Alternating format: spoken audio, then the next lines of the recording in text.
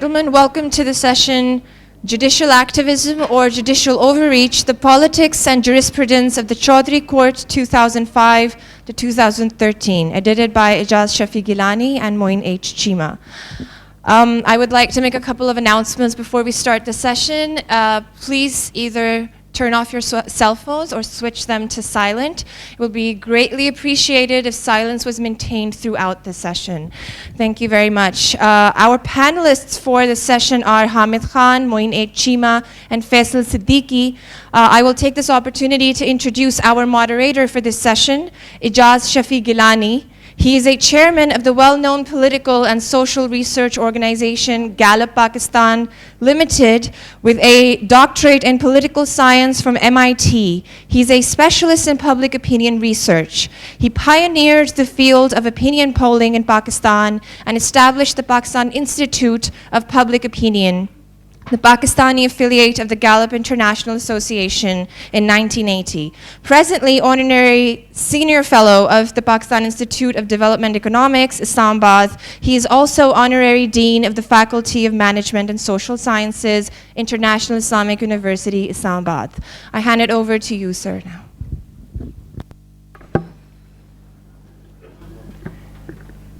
Bismillahir Rahmanir Rahim. Thank you very much for this introduction. We're sorry that the former Chief Justice is not here with us today, but he did promise that as soon as we have a formal launch of the book, that he will be with us in Islamabad soon to happen. This particular session, we thought, is more of a debate rather than a book launch. And the debate is on this issue of judicial activism, and has there been an overreach of the judicial activism? And there are, we understand, different points of views on this subject. In fact, this very debate on the overreach issue prompted us to start writing for this book. And as someone like me, who's not from the judicial community but comes from political science and more empirical political science, we thought we should look at the 300 or so cases which were judged by the former Chief Justice Iftikhar Chaudhry during his tenure from 2005 to 2013. So we looked into all of those 300 cases, who were on the litigant side, who within the government was the respondent, what were the issues, on what grounds were the decisions taken. And the 10 papers which form this book soon to be launched are deeply informed by that empirical evidence of the 300 cases judged by Iftikhar Chaudhry during that tenure. The title of the book itself is Politics and Jurisprudence. Because the essential subject is jurisprudence, the debate nevertheless is, has politics gone overboard what was required by the jurisprudence?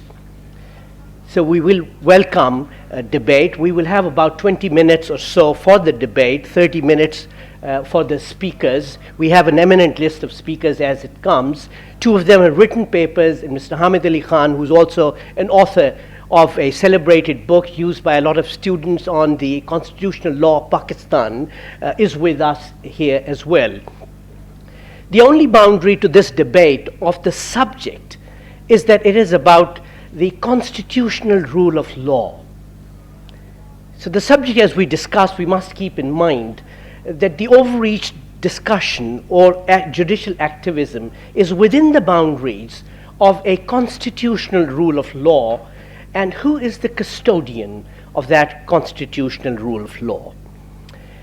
It is only fortunate and just coincidental that this morning news, the headline is about the local body elections. These local body elections in some ways happened because the judiciary asked the government to hold them. Apparently, the Supreme Court said, we will be in session late at night as long as you wish, but you have to come and respond and give us a date to hold the elections. So that is a great evidence of how judiciary impacts political decisions, the headline of today. whether the activism issue is a matter of principle, judicial activism is right or wrong on the matter of principle, or a specific decision that the court takes should also be part of this debate. With this introduction, I will first turn to Mr. Moeen Cheema, with whom I'm the co-editor of this book. Mr. Faisal Siddiqui, who's a prominent lawyer, has written a very important chapter in the book, and he will be a speaker. And Mr. Hamid who is very well known and a leader of the legal community, will be our third speaker. I have, by way of constraining my own colleagues, brought a clock with me. So each one of you has 10 minutes. Please go ahead, Mr. Moeen Cheema. Well, hopefully I'll stay within the time, and we'll have an opportunity for question and answer later. So good afternoon, everyone. It's a great pleasure and a privilege to be here and talking about a topic which is of great interest to me as a legal academic, not just in Pakistan, although this particular work focuses on a particular period or era in our Supreme Court. But I've been fascinated by the use of this particular term because it's quite ubiquitous in public discourse in a number of common law jurisdictions, particularly in the global south. So I've been quite fascinated by why and how this term arises, how people use it in not just in legal discourse, but in general public political discourse. Interestingly, who uses this term, who employs it, and for what kinds of purposes. So my perspective in that sense, and what I will talk about today is, while it arises to a great extent out of this particular book and about the Pakistani situation, is a little bit more theoretical and a little bit broader in that particular sense. Before I go on about that, let me just sort of an addendum to what Dr. Gilani said. If you notice the title of the book, The Politics and Jurisprudence of the Chaudhry Court, and looking at the 10 papers or so, it's not just about the 300 odd cases that the Chief Justice, former Chief Justice himself decided. It is actually about the role of the Supreme Court in that particular period, whether people were supportive of the actions of the court or opposed to it or critical of it. One has to acknowledge that this was a fairly unique, very interesting period in our constitutional politics and in our judicial history, and it merits to be looked at a bit more closely beyond the sort of discussions that we've had in op-ed length pieces, etc., or on talk shows. So I think as a legal academic, it just was impossible not to pay attention closely to the role of the court, in which the Chief Justice had a particularly prominent role, but the court is an institution which is beyond, much bigger than the Chief Justice alone. So I just wanted to quickly make that point. Okay, so when we talk about judicial activism, what do we really mean by this particular term, which has dominated, I would say, or if not dominated, has been very prominent in our political discourse, particularly surrounding the role of the court. When I look at the term judicial activism and how it has been used in Pakistan, and not just in Pakistan, but in a number of other jurisdictions, it appears that the term usually is used in two slightly different senses, actually. There's a positive sense in which the term judicial activism is used, and when it is used in that particular sense, it is actually contrasted with, the term is always used in a binary formation as opposed to or contrasted with something else, and in the positive sense of judicial activism, it is contrasted with judicial quietism or judicial passivity. So the idea that a court, judicial quietism, passivity, refers to the notion that a court or a judgment that a particular court is being very conservative, highly legalistic, or even pedantic in terms of slavishly following the established interpretations of the constitutional or statutory text or its established precedent. So opposed to that, judicial activism is then presented as a bit of a good thing, a court going beyond mere pedantic obedience to established precedent, but taking into all certain policy and broader issues of justice into consideration. But the term is, of course, more often than not used also in a negative sense, which is the kind of usage that we've seen in Pakistan quite a bit in recent times, And in that negative sense, the term judicial activism is then equated with judicial overreach, which is what the title of the talk today also suggests that. And so if you think about the term, both the positive and the negative sense of the term is actually used to convey, although they might sound like actually very different ideas, but collectively they convey the same sense. And it is this idea which in many ways is very similar to enlightened moderation. This idea that the appropriate role for a court is somewhat of a golden mean on the one, between judicial quietism or too much legalism on the one hand, or too much activism or overreach on the other hand, and that there's this wonderful balance, a golden mean in the middle. But the term doesn't actually tell us what that mean is, what that appropriate role for the court is. Supposedly it's the lawyers and judges who are the repositories of this special knowledge as to how this particular balance is to be drawn. Another fascinating thing about the use of the term judicial activism from my point of view, which I've seen in Pakistan and I've seen elsewhere as well, is that it is used to draw this distinction between law and politics. Even when we're talking about apex courts which deal with constitutional issues, which deal with issues of administrative law, with issues of rights, there's this idea that is, and it's in many ways amongst legal circles, it's a fairly dominant idea that the role of the courts is only to do law and not to engage in politics. So if they engage in a little bit of judicial activism, that's a good thing. But if they engage in too much judicial activism, or perhaps activism around certain sets of issues, then they become politicized. They start acting like political institutions. Now, I'm highly critical of this notion. I'll just very briefly talk about it, and maybe some of the specifics can come up in the question and the answer session. How am I doing for time, actually? I've got 5 minutes. Okay. This notion of an apolitical court is actually hugely problematic. Particularly, we can have apolitical courts at the lower levels, which deal with criminal justice. You can make that argument there, or with family law or property, even though I even question that particular notion. But this idea that apex courts with constitutional and administrative law jurisdictions can be truly apolitical, can only do law and not politics, is hugely and fundamentally problematic. I think this is an idea that we've actually borrowed. This is part of the the colonial burden that we still carry with a great deal of gratitude. These are ideas which have come from other legal systems and were developed, I think, to a great extent, or perhaps make a bit more sense in the context of other legal systems, perhaps Western legal systems, to a much greater degree than they do here. I would actually essentially argue that the ground realities in places like Pakistan and in many parts of the global south are actually fundamentally different. We are a place, Pakistan, we are a place which is characterized by such deep inequalities in the social, political, economic, and from my point of view, most fundamentally in the given context, also in the legal domain, that there is no terrain of neutrality. So no court, from my point of view, is actually apolitical. It's just that the quietest courts, or some courts, are better at hiding their politics than other courts. For some courts like the Chaudhry court, the politics is overt. You might like it, you might dislike it, you can critique it, but it's out there, much more easier for people to see. At times, perhaps like we are in right now or approaching, our courts tend to be quietest, that tend not to take up highly charged political issues.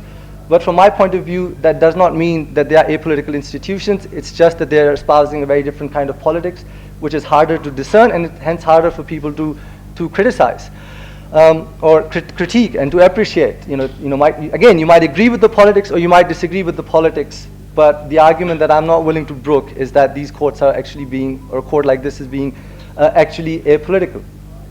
So from my point of view, fundamentally, the question is not whether a court is being political or apolitical, whether it's acting as a political player or not, because it always is. From my point of view, the really meaningful question that we ought to always be asking when we deal with such courts with constitutional and apex administrative law jurisdiction that deal with questions of governance, human rights, and a whole range of socioeconomic policy making, even if it is through their inaction, is to ask what really is their politics. who benefits, who gets disadvantaged, what is the consequence of these politics, even if it is the politics of inaction, as I've said. And from my point of view, that is the more meaningful level at which this discourse about judicial activism ought to take place. From my point of view, this term is fairly euphemistic. It's quite vacuous. It doesn't really convey either way what the right role for a court is. And as I've stated, that's in some ways the premise of the book. The chapters in the book engage, as is indicated, as said in the title, the politics and jurisprudence of the court, engage with this idea that here we had a court which was fundamentally engaging in politics at multiple levels. And for the contributors, if not for all of them, for many of them, the question was unveiling what kind of politics that was, good or bad. That evaluation judges on your politics, on what your criteria for evaluation are.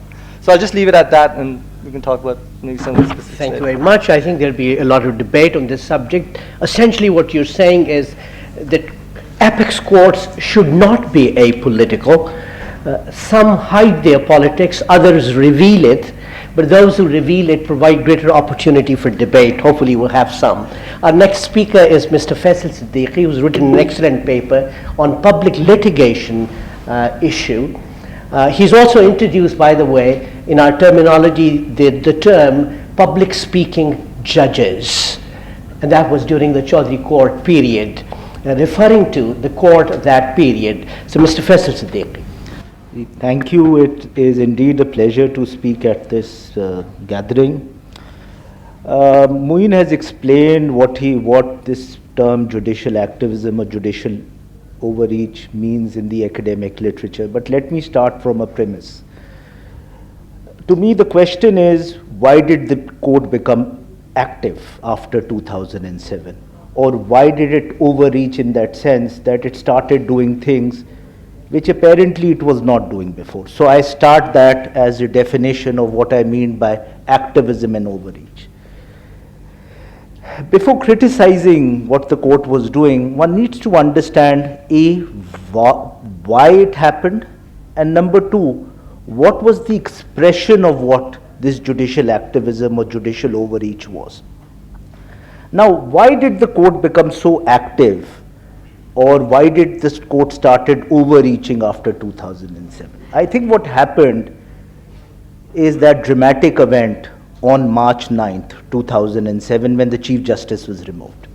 I think what the court realized on that day and thereafter is that their old source of judicial power, जिससे उनकी कुर्सी बची रहती थी, which was based on the support of lawyers and part compromise with the elite, whether it's the political elite or the bureaucratic elite or the military elite, that no longer worked. They had a constitutional guarantee that they could not be removed, but this was this dictator who just one day decided to call the Chief Justice and remove him. So they realized that, there's the source of their judicial power, their judicial independence, their judicial kursi has to be based on something else. So they changed their source of social power. And I think what happens in that movement is that the source of judicial power changes from an elite compromise or support of lawyers to what I call public legitimacy. What does that mean? What that means is that the court realized that the way to secure judicial independence or judicial power is to be popular, is to have public support, and more importantly, the threat of public mobilization. In Pakistan, where there are no long-term institutional guarantees for anyone's independence or security, the only thing which works in this country is street power. So I think that is what the court realized. So what you see is a change in the source of social judicial power. Now, how did the court sustain that? I think the way the court sustained that is that it introduced what I call the law model. It perpetuated a myth, which is what I call the legal ideology. It told the people of Pakistan is that the solution to everything is the rule of law. So everything can be solved by applying the rule of law. That is why you see every dispute going to the Supreme Court. Now at that time there were two other models being perpetuated to solve the problems of Pakistan. One is what I call the political model, that everything can be solved through negotiations, give and take. And then there was the force model of the military, that everything can be solved through force. So the judiciary perpetuated its own model. The third reason why this overreach happened is that when the judiciary changed its source of judicial power, it realized that it gained a lot of power, and nobody wants to lose power. So it wanted more and more. And this overreach is also, whether it's good or bad, it's also a power grab. Institutions want power. One needs to understand that you can neither be good or bad if you have no power. So if you want to be good, you need power. If you want to be bad, you need power. So it realized that it wanted power, and public legitimacy and the law model gave its power. Now, what was the manifestation of this judicial activism? I think there are two basic manifestations. The first is that in Pakistan, now everyone knows this, that there is an unending list of laws within an endless sea of injustice. There is an amazing amount of injustice which is perpetuated in Pakistan. When it comes to the legal system, everyone knows what are the three basic sources of injustice. Number one, lawyers. Number two, procedures, complicated, endless procedures. And number three, endless appeals. Disputes never end, appeals never end. Now, what the Supreme Court did in order to gain public legitimacy is that it dealt with all these three obstacles to justice. We need to understand that these justices are called Justice so-and-so. And the Chief Justice was Chief Justice. So, the legal system is not simply about application of laws, it is also about justice. And what was happening in Pakistan is that there was too much law and too less justice. So what they did is that they said, forget about the rest of the courts, we will give you justice at the Supreme Court. Now what happens in 184(3), जिसे आप suo motu jurisdiction कहते हैं, direct petitions कहते हैं, is that you don't need a lawyer, there is no procedure, and there is no appeal. So it's like direct justice. And you know, I remember while sitting in courtroom number 1, मैं सोचता हूँ तो I remember that song from Ram लीला जो Indian movie है, और उसमें वो जो है कि राम चाहे लीला, लीला चाहे नाम, तो इन दोनों के लव में दुनिया का क्या काम. तो मैं सोचता था कि सुप्रीम कोर्ट चाहे अवाम, अवाम चाहे सुप्रीम कोर्ट, इन दोनों के लव में कानून का क्या काम.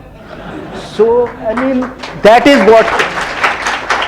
what the Supreme Court was doing. It was eliminated all obstacles and it was providing direct justice, and that was very attractive.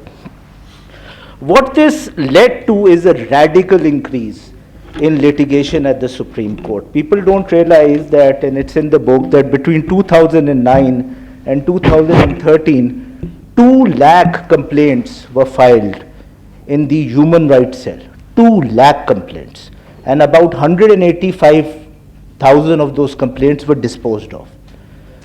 So if you actually look at the cases, you will see that a lot of these issues were resolved. A second manifestation of this judicial overreach was that the Supreme Court engaged in macro transformation. So it said, we will fix the political system. So it started intervening in democratic politics. कि ये लोग elect हो सकते हैं, ये लोग elect नहीं हो सकते. It initiated an unprecedented, and वो चीज़ अब ख़त्म हो गई sadly, accountability of the military elite. That period जिसमें intelligence agencies की, missing persons की जो accountability, वो ना पाकिस्तान में उससे पहले थी, ना आपको नज़र आती है.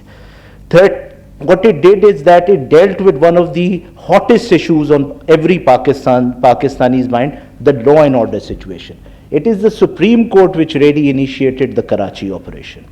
It is the Supreme Court which really started this process in Balochistan. I remember the court sitting from 9 o'clock in the morning till 12 o'clock at night. And I can still remember that these missing persons, their children used to come from their schools, and they used to sit on the floor of the Supreme Court.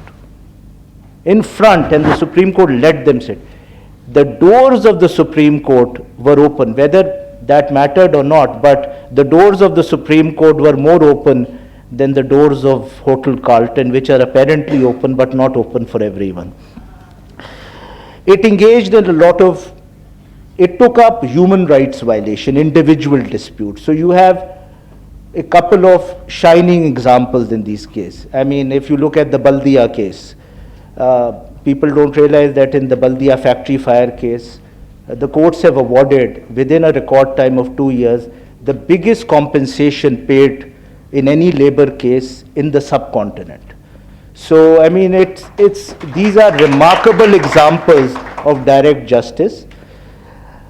The third thing, and I'll end here, what were the problems with the court? I think the court faced three major problems. The first problem, I think, was that what is central to a court's legitimacy is its perception of fairness.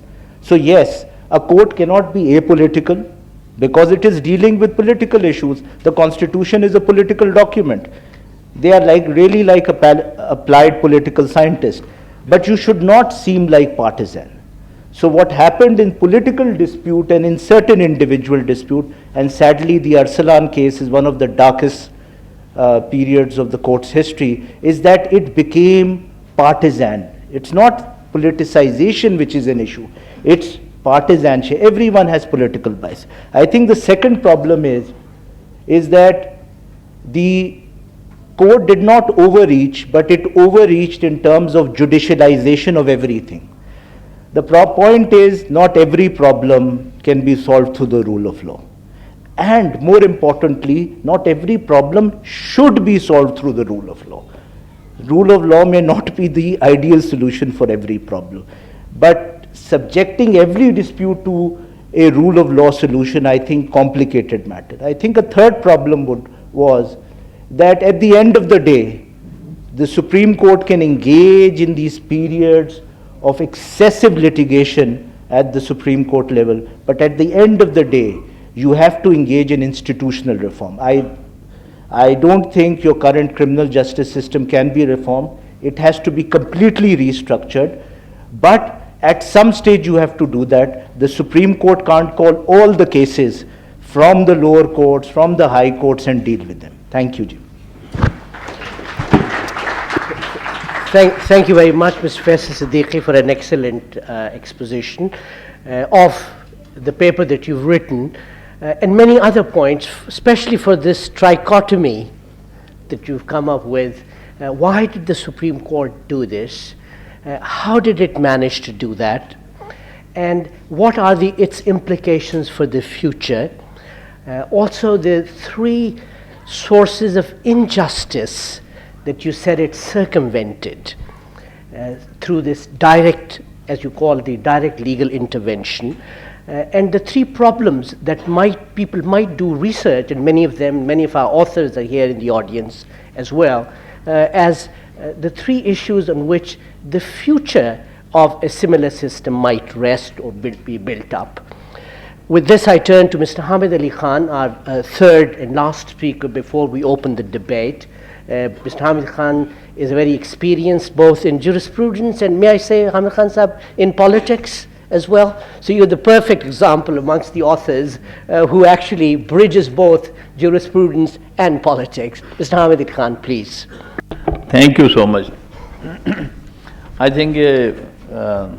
Cheema and Mr. Siddiqui gave a very elaborate talk on the Chaudhry court.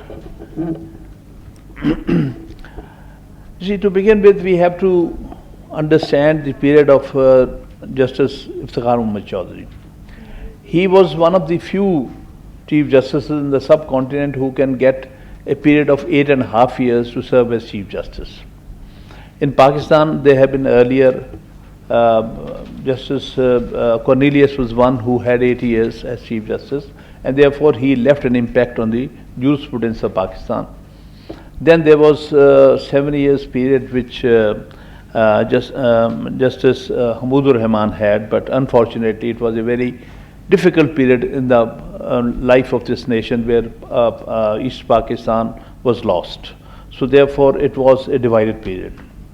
Then came 8 years of Halim, 1981. That was the worst period in the history of judicial history of Pakistan, and I would say the political history of Pakistan. Time of the dominance of Ziaul Haq, where judiciary did not matter. So therefore, it was one of the period of least judicial activism, or even not even considered to be restrained from that point of view.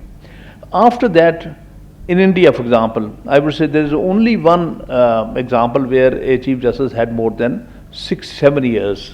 That was Justice Chandrachud from 78 to 85. Otherwise, they never had any such sustained period where they can find a policy and they can frame a policy and they can take court towards in one direction. So that is one thing that Muhammad Chaudhry initially had 8.5 years to do what he wanted to do in terms of judicial policy.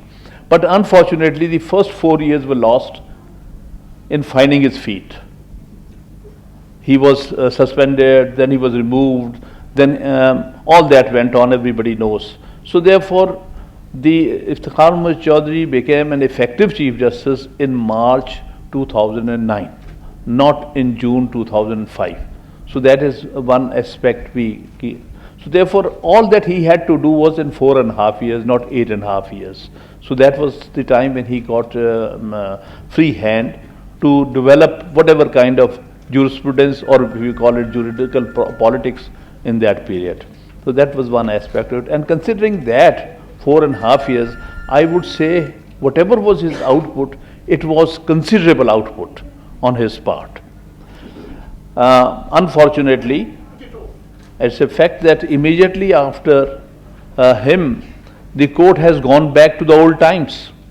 It has been cut off like as if that period does not leave any legacy. That is another, because we are today sitting about 1.5 years after his retirement, and we have experience of 1.5 years after his retirement, and the pace at which it reverted back to its old times is also very considerable.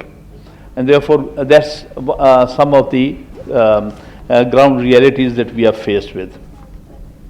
Coming to the book, for which I must say Shafi Gilani Sahab has worked very hard to put together these essays, and Mr. Faisal, Siddiqui, Mr. Cheema and other authors, they deserve compliment. Because it is, I think, the first time in Pakistan's judicial history that a book has been published on the judgments or judicial policies of Chief Justice, judges, or a judicial period. It seems that it has been a taboo in Pakistan. Don't write about judiciary, don't write about judges, don't write. One thing could be because judges have been scaring people off because of contempt of court proceedings. That may be one reason, but I think it has been overstated. Generally, people have said, or judges have, as a matter of policy, have been telling that the publication of the news regarding court should be avoided. And there was a mindset that the discussion on judicial proceedings is something which should be avoided in public domain. On that, I must say this it's a beginning on the part of Justice Chaudhry, that he made the debate open, even on the cases, on the daily proceedings in the cases, and all that was being frequently reported, and therefore judiciary and its acts and its proceedings became a matter of public debate. And to bring that public debate out in the form of essays in this book, I must say Oxford University Press and those the authors and the editors have done a tremendous job. There is one consensus we can say amongst lawyers, political activists, or that the period of Justice Chaudhry was certainly different than the previous periods of other Chief Justices. On that, you can always agree. How far it was, the outreach was there, how far he had gone overboard, how far the court had taken a different direction, that's a different thing. But you can always say that this period has its individuality and its identity. That one thing we can all conclude, whatever may be our comments on that. Now, another area on which I'll make a small comment. This is the first time a court in Pakistan had tried to venture into, naturally activism has been even Indian courts, but for the first time in the history of Pakistan, an effort has been made where the courts on its own try to make inquiry into the facts or into the problems that was coming before it. This is not something unusual. The civil law countries or the continental law countries like Europe, this is something common. There the courts are activists. The courts have to follow inquisitorial procedure, meaning thereby they don't have to ask adversaries to produce the evidence. If they think the problem is very important, they themselves take the initiative and hold inquiry into it and ask the executive bodies to hold inquiry into it. This is what Justice Chaudhry was generally doing. He was holding himself inquiry into it and asking FIA, asking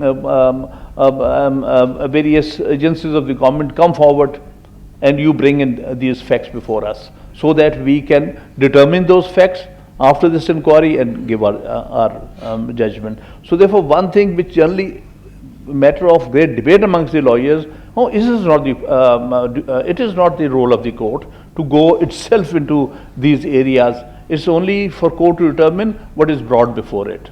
So he outstepped that and tried to make the court an activist court or inquisitorial court to get into the inquiry about the matters of which it thought proper to make those efforts. And that was not something unusual or outside the jurisprudential limits recognized in the world. It is part of those jurisprudential limits. You see, we lawyers have our problem. Let me say, one thing good about this book is that it is half lawyer written and half political scientists, writing by political scientists. They have different perspectives, and that is very clearly seen. We lawyers, or judges for that matter, have our problems, have our mindsets. We think that the role of the judiciary should not to go out to look for the problems to resolve. It is for others to bring the problems before us, and in the first place we should try our best to express some sort of outrage. What is going on? Why is this inquiry room, or it is some as a courtroom? Why is this like that? Because it was something which we are not trained for. So therefore he was doing something which in the world jurisprudence is possible, but we are not we were not mentally or ready for that, and therefore there has been outrage also expressed in, particularly in the judicial circles and the legal circles. Another thing about this book which I will like to give my small comments is that I must compliment the political scientists who wrote the essays in here. They have tried to test the decisions of the Chaudhry court in the court of public opinion. And this Mr. Ijaz Gilani has done, Professor Ijaz Gilani did.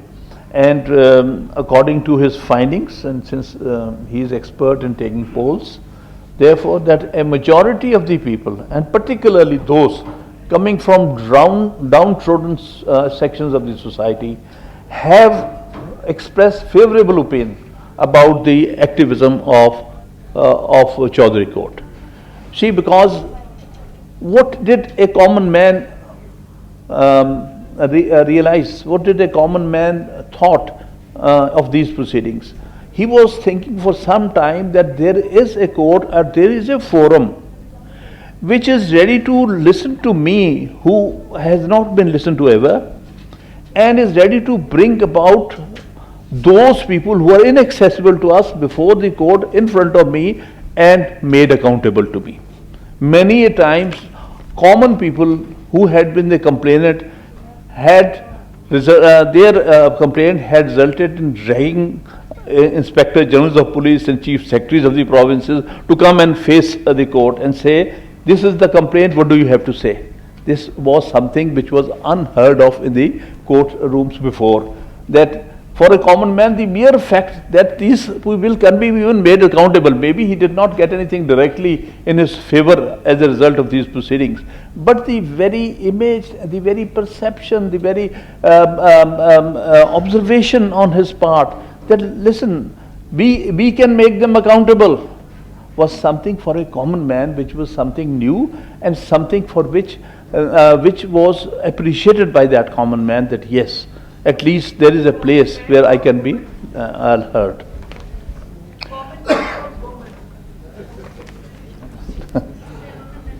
Now, coming to the next aspect, which that there was a lot of effort on his part, no doubt, and part of the court to try to redress injustices. But the fact of the matter is, unfortunate aspect of it, that we are a society where the problems and particularly injustices are so widespread and endemic that despite commendable efforts on his part for a few years, whatever has been achieved appears to be a drop in the ocean, because there is so much injustice all around us. It begins from the very family, from the very house you are born, up to the highest levels, that the judiciary has its limitation. Despite the best efforts made by it, we see the problems continue. This is unabated. As you see, there is again corruption in public places and public offices. That has not stopped, though he made a lot of effort to do that. But then, how much more could be done, considering the amount and the extent of corruption all around us? Then similarly, violence in Karachi continues, despite his best effort. Though I must say, Faisal Siddiqui is right, that at least he did show a way for an action to be taken in Karachi. Yes, to that extent, that effort on his part was fruitful. But again, it could not stop it, because it is too much. It has a lot of social, political, economic background to it, that the court is helpless in stopping. Similarly, the violence in Balochistan, environmental pollution, discrimination against religious minorities. He tried to do whatever little he could, but it is such a colossal problem in Pakistan. The prejudice is something which is eaten into the roots of our society. Hatred and prejudice are two elements that in this society has virtually been extremely dangerous for us. And finally, one thing which is which has to be, I'll just conclude here, that judiciary has its limitations. One thing that has been proven by this 4.5 years of endeavor, that judiciary has serious limitations. It is not the organ of the state that can bring about the economic, political, social changes, though it was attempted. It needs a much bigger endeavor on the part of all organs of the state and all institutions in the country to bring about the change which was anyway attempted. At least we can say, to the credit of the Chaudhry court, that it at least made a serious effort to do that. Thank you very much. Thank you very much, Mr. Hamid Ali Khan. I think only your learning and deep experience of both the legal community and the general public can bring out such comments. I think Mr. Hamid Ali Khan did an excellent job in one explaining, from which I learned, why was the legal community, or at least an important part, which in my chapter I describe as the upper end of the legal community, had an outrage against those 4.5 years, as you explained. And secondly, why did the average citizen have such an infatuation? That infatuation I measured in my polls. Right after the Supreme Court made that decision, somewhat controversial, of dismissing a sitting Prime Minister elected by the Parliament. This was the high point of a political action by the Supreme Court to dismiss a sitting Prime Minister duly elected by the Parliament. In the poll, the general public widely acclaimed 2/3, more, actually 70% or more, acclaimed the Chief Justice's decision. But what triggered my own interest in the subject was that when we looked at the voting intentions amongst those who in the future intended to vote for the People's Party, a majority of them supported the Chief Justice's decision rather than their political affiliations. This was the high point of the general public's infatuation with the whole phenomena. And I think Mr. Hamid Ali Khan has greatly been successfully described why that outrage. It was a departure from the tradition. Not from the global tradition, many other parts of the world, that's a known phenomena, but from the tradition of these particular courts, and why an infatuation amongst the person who saw justice as remote and distant. Well, how should one find a compromise out of these views supporting and opposing judicial activism, its overreach? The discussion and debate is open. I will take. You don't have to ask essentially a question, you can make a comment as long as it's short. That's the only criterion. I think that hand came first. And I will, if you're short, we'll have many other hands getting a chance. Please. Thank you. I was one of those few progressive people who are extremely skeptical about judicial activism even at its start, because I was seeing that activism, that judicial activism would become the activism of a certain administrative unit and of a particular political ideology, that is of the Jamaat Islami, Muslim League and Punjab. Mr. Siddiqui said that the tradition of sumo to action was very attractive. There was a wholesale of sumo to action, but the judge of Gharib Admi failed to open, and even he refused to open the case of the martyrs of 12th May. What was that hurdle that Mr. Chaudhry refused and failed to open that case? Secondly, that political activism, which was very much glorified and romanticized, when the point came of the military courts, the chief tere janisar beshumar सारे जानिसार जो अक्सर Jannisar military के सामने surrender कर गए, और कोई इत्तेजाज ने कोई नज़म नहीं लिखी, और कोई जो है नहीं निकला, और कोई वो नहीं हुआ. इसकी क्या वजह थी? क्या वो पॉलिटिकल एक्टिविज्म तो आर्मी ने तो स्टार्ट नहीं किया था? Thank you. बहुत शुक्रिया, आपने बहुत फ्रैंक डिस्कशन से आगाज किया. आप ये जो जानने वालों के अलावा अच्छा, मैं उनमें से किसी को भी नहीं जानता हूँ, जानने वाले तो हैं. I'm Daniel, a final year. छोटे हैं ये कि मैं इन्हें जान सकूँ. I'm Daniel, a final year student of law. I have a question for Mr. Faisal Siddiqui. So you spoke about the court basing its judgment on public opinion or street power. So when a Supreme Court of a country does that, isn't it shouldn't the court base its decision on the Constitution rather than street power or public opinion? Because if it does base its decisions on the public opinion, it can and it quite often does go wrong. So for instance, how would you reconcile the decision of the Supreme Court in the Dr. Babar Awan contempt of court case and in the Imran Khan contempt of court case? How would you reconcile both of these decisions? Thank you. एक और सवाल लेता हूँ, आपकी ख्वाहिश में इतनी शिद्दत है कि आपसे पूछ रहा हूँ. As a practicing lawyer, I expect कि बहुत जल्द आप लोग एक और किताब लिखेंगे, Influence of the ex-Chief Justice on the nomination of new judges, और पसंदीदा रिट petitions जो उनकी इमाम पे डाली जाती हैं और उन पे आने वाले पसंदीदा फैसले. सही, तो खुद बहुत जल्दी लिखिएगा. अपने काफी इश्यूज हैं. मैं खैर एक फ्रंट से भी ले लूँ प्लीज. आप भी बस ऐसे ही बोले, लोग सुनेंगे. जी बताइए.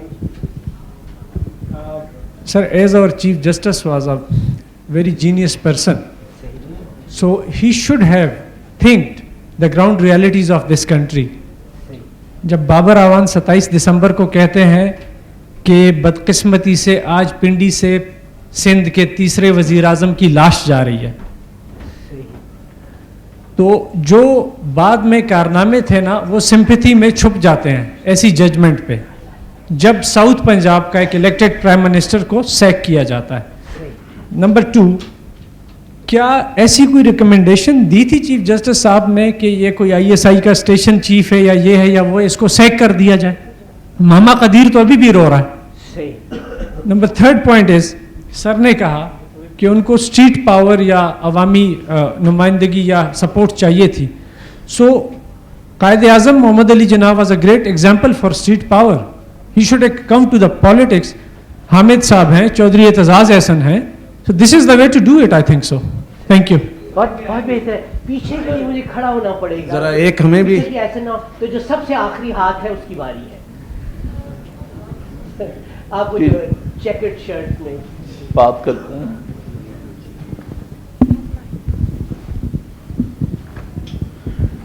लेकिन short please.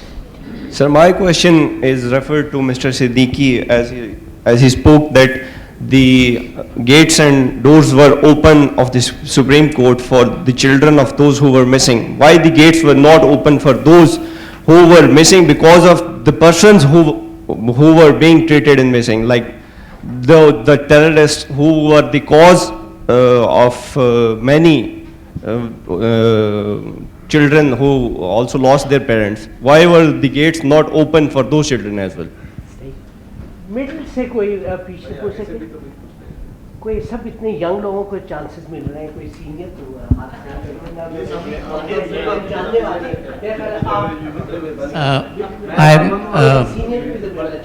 hello, I'm Rahul Singh from India. पहले हम ये कर दें। अच्छा, okay. Okay. I'm बैठ जाइए please. Okay. I am basically protect activist, और हमने ये जो लॉयर मूवमेंट है उसमें पहले दिन से लेकर आखिरी दिन तक मार खाई, और उसमें हमें उम्मीद थी कि एक सोशल चेंज होगा, क्योंकि हम एक्टिविस्ट थे। हमारे साथ ये भी नहीं था कि हम सिर्फ बाएं बाजू के थे, हमारे साथ हमारे दाएं बाजू के लोग भी सारे शामिल थे, लेबर भी शामिल था, ट्रेड यूनियनिस्ट भी थे, शायर भी थे। We thought that a day has come that this society will change. हमें एक बहुत बड़ा सोशल चेंज मिलेगा eight the end of the day, इसीलिए हम इसमें शामिल हुए थे। लेकिन ये क्या हुआ कि at the end of the day वो जो एग्रेरियन सोसाइटी में जो लोअर जुडिशरी है, that become if not more corrupt, no change has come at all. तो इसकी वजूहात भी आपको हमें बतानी होगी कि ये 3 साल, 3.5 साल, जो 4 साल जो कुछ भी हुआ, इतना बड़ा मूवमेंट चला, इतनी मारे खाई, इतने लोग जेल गए, उसका इम्पैक्ट सोसाइटी पे क्या पड़ा? क्योंकि everything is subservient to the society. Society से ऊपर कोई चीज़ नहीं है। अगर मूवमेंट थी तो उसको सोसाइटी पे इम्पैक्ट करना चाहिए था, and there was no impact at all. आपकी बात। Rahul Singh from India. दो तीन सवालों I would just like to say how similar the problems that have been mentioned here are in India. There also, Nani Palkhiwala, one of our leading jurists, he said, too many laws, too little justice. And I heard the same thing here. Too many laws, too little justice. And I would like to also just mention that, you know, what I would like to the panel to answer, what happened when the governor of Punjab was assassinated. How come there were so many lawyers who sympathized with his assassin?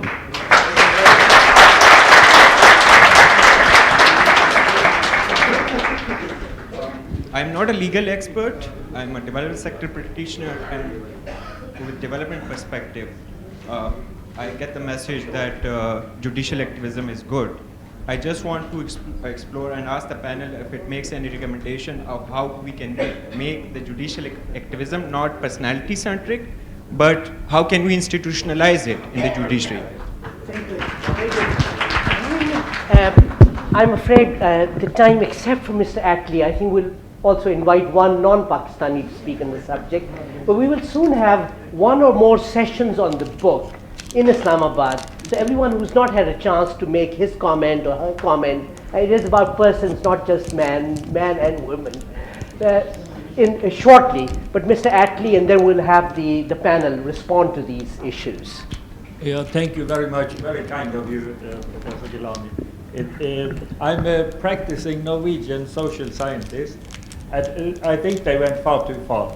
There is a reason that there is legislative, executive, and judiciary estates, and then the media, of course, and the civil society nowadays. So it is. It's indeed. I think to have these distinctions would be important. Whenever there is a major case, it becomes political, like in Norway with the tragedy with the terrorists who killed so many people, as you remember. It became political. And after the Second World War, the same kind of thing, and mistakes were made. I think it's important, of course, always, that the judiciary is independent and not popular. Thank you very much, Mr. Attlee. I should now turn to those among the speakers list. If you have any comments to make, I think some questions will refer to you specifically, Mr. Siddiqui, and to Mr. Cheema. I think there are two specific. Showing me 5 minutes. Maybe just short comments. Another 5 minutes, 10 minutes. It's a lunch break. So I think the a little bit of spillover. Just too short. I think it's very important to understand, and I say it bluntly, that the Constitution has no meaning. The Constitution means what judges say it means. The interpretation of the Constitution changes with time.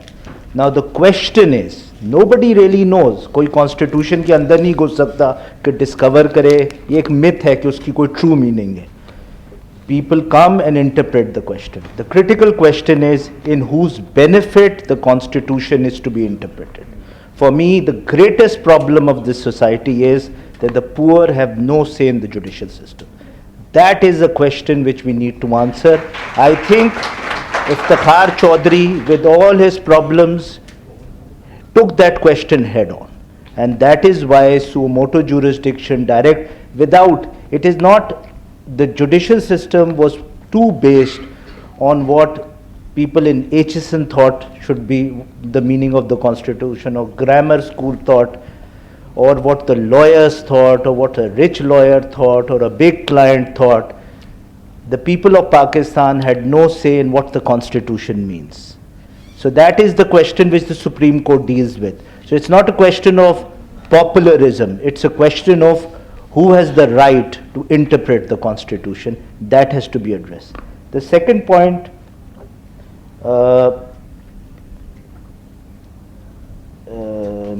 maybe you can come back to it. In the meantime, Cheema can answer. Yes, I think that was the central point.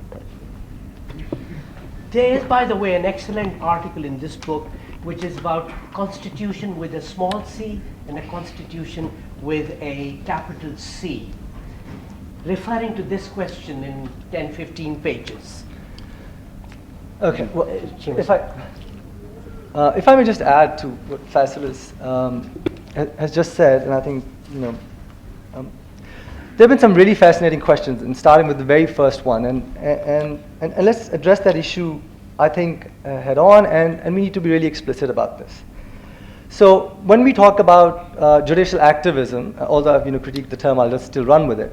We saw an earlier period of judicial activism in the 1990s, for example, where our courts really expanded the writ jurisdiction. Well, what happened with that period of public interest litigation in the 1990s? By the end of the 1990s, it was evident to anybody, for example, such as Werner Mensky at SOAS, who looked at it, that public interest litigation a little bit closely, was that it had been totally co-opted by our urban upper middle classes and certain elite segments. It became a very easy, bypassing a lot of procedural technicalities, a way for anybody who could engage a good lawyer to litigate certain sets of concerns against the government. So total co-optation, if not total co-optation, predominantly co-optation of that public interest litigation by the end of the 1990s. Compared to that, yes, in this particular period, because of the sort of reasons, I actually, subscribe to Faisal's point of view, that the court was really looking out to broaden its public constituency. And yes, it catered to a much broader range of interests. I would argue a much more middle-class range of interests, which centered around certain issues of governance, certain issues of accountability. It was to some extent, great extent, right-leaning as well when it came to questions of, so the question, issue like why did the court not take up questions of, religious violence, sectarian violence, etc. I mean, that's that is part of the limitation of trying to be populist amongst a certain segment of society. So it tried to cater to a much broader range of interests, but one has to acknowledge that it was still a relatively limited set of interests, limited to middle classes, not the upper middle classes, now the urban middle classes, or perhaps even some segments of the lower middle classes. But this is a sad reality of our politics, that when we talk about Pakistan, the core of this country has always been and continues to be North Central Punjab and settled areas of KP and Hazara. Balochistan has always been on the periphery. Southern Punjab since been on the interior. Sindh has been on the periphery. So even a court which was trying to look out and address a much broader set of interests, class interests, regional interests, was still very much, as the first commentator absolutely noted, was still fell within that pattern, and there were limitations to its, outreach and its. There was also this fascinating question about, the parallels with India. The parallels with India are absolutely fascinating. So, certain kind of social action litigation happened in India in the 1980s. In the 1990s, there was quite a bit of a backlash, and even the Indian Supreme Court became quite pacifist, even quite conservative, bought on to the neoliberal economic agenda as well. And in the last decade or so, it has been making a bit of a comeback. But I think the contrast with India is also really, really fascinating, and it ties back to the first comment that I just made. The Indian Supreme Court, in its heyday of its activism or so-called activism, was interested in predominantly in what commentators have called social action litigation. Litigation around issues of socio-economic justice. And if we go back to the lawyers' movement, and if people remember, there was this wonderful poem that Itazaz Hassan wrote, which GOTV turned into this anthem of the lawyers' movement. And in some ways, this was the promise that the lawyers' movement held out to everybody else. And what was that promise? What will happen when the true judges will be restored? That's the language that the poem itself used. And there's this very poignant line in the middle, very moving. Riyasat hogi maa ke jaisi, har shahri se pyar karegi. Right? This was a promise of social justice. This was a promise not just we'll have good governance or accountability. This was a promise of that the court will reach out to issues of that really matter to the poor, which are issues of socio-economic justice. And I have to say, I've said that in my chapter as well, for me, this has been one of the big disappointments about this particular period, that those issues of socio-economic justice got left on the sides, and our public interest litigation never even approximated to anything close to social action litigation. Okay, I'll just leave it at that. Well, thank you very much. Would Mr. Hamid Ali Khan, I think he made a great point on the discontinuity issue. That it was a period which was a discontinuity with the past and is back to the past. Whereas a lot of discussion here also wishes to have that period with achieving new objectives. But would you like to say something on the question that you raised? Yes, just two questions which I thought I may make comments about. One was about Salman Taseer's murder. Please understand, lawyers community is not a monolith. Everybody is like same. It represents the entire society in the country, entire community. All kind of thought is there. Extremism is also there amongst the lawyers community. If there are 40, 50, 60 lawyers who support that kind of an act, this only represents the overall community. There are such people. So therefore, if you lawyers are like that, doesn't mean that you should generalize lawyers on that basis. One thing. The other thing is, in any case, it is something which is heartening to our system that person has been sentenced to death by this very judiciary. and that his death sentence has been confirmed by the High Court here. So therefore, you have to overall understand that still the judiciary is one place where the prejudices are still not that strong. No doubt it must be, they are not free from all prejudices. This country is full of prejudices. The unfortunate part, which I already explained, our prejudice is something which has been one of the biggest problems that Pakistan faces. Coming to the second one which you said, so I'll just answer in Urdu. आप ये तवक्को करते थे कि एकदम दुनिया बदल जाएगी, जैसे जब हम जाते थे चौधरी साहब के साथ, तो ये नज़म जिसका जिक्र मोइन चीमा साहब ने किया है, मैं कहा करता था कि खुदा के लिए लोगों की तवक्कुआत इतनी ना बढ़ाओ, अदालतों की बड़ी लिमिटेशंस होती हैं, जिसका मैंने जिक्र भी किया। ये जब कहा गया कि रियासत होगी माँ के जैसी, तो उस कोशिश में कहीं ना कहीं अदालत ओवरबोर्ड चली गई। ये कोशिश थी कि अब हम चूंकि इतने बड़े मैंडेट से आए हैं, हम सिर्फ अदालत के मामलात को दुरुस्त नहीं करेंगे, हम इससे ज़्यादा मामलात को दुरुस्त करेंगे। नतीजा क्या हुआ कि बहुत सारे अदालती मामलात जो थे वो नज़रअंदाज हो गए, और इस कोशिश में कि हम सोशल जस्टिस प्रोवाइड करें, इकोनॉमिक जस्टिस प्रोवाइड करें, पॉलिटिकल जस्टिस प्रोवाइड करें, उसमें बहुत सारे मामला जो कि नीचे की अदालतों के बेहतर हो सकते थे, अगर तवज्जो उस तरफ दी जाती तो शायद ये जो आप फरमा रहे हैं, और बहुत से लोग कहते हैं कि जी हम सिविल कोर्ट जाते हैं वहाँ तो करप्शन है, मैजिस्ट्रेट्स की कोर्ट्स में करप्शन है, जुडिशल मैजिस्ट्रेट्स ठीक नहीं है, सेशन जजेस में भी बड़ा मसला है, तो शायद उस तरफ ज़्यादा तवज्जो दी जानी चाहिए थी। मैं मानता हूँ, आप यही करता हूँ, लेकिन देखिए ना, जो एक मिजाज बना उस सारी मूवमेंट का, उससे जितनी तवक्कुआत बढ़ गई, तो नतीजा ये हुआ कि सुप्रीम कोर्ट ने अपने पर ये सारी जिम्मेदारी कबूल कर ली कि जी हाँ, हमने अब हर किस्म का मसला हल करना, कराची का भी मसला हल करना, बलूचिस्तान का भी मसला हल करना, जो थर का मसला भी हल करना। तो ये सारा उसके कॉन्टेक्स्ट में आप समझ सकते हैं, और ये समझें कि अदलिया की हमेशा एक लिमिटेशन है, वो एक हद तक ही कुछ कर सकते हैं, बाकी काम लोगों को करना पड़ेगा। Thank you very much, Mr. Hamid Ali Khan, and thank you very much, everyone here. I think within an hour, just about 5 minutes overboard, we've been successful in initiating this debate, which to me is very central, not just to judiciary, but to the general politics and society of this country.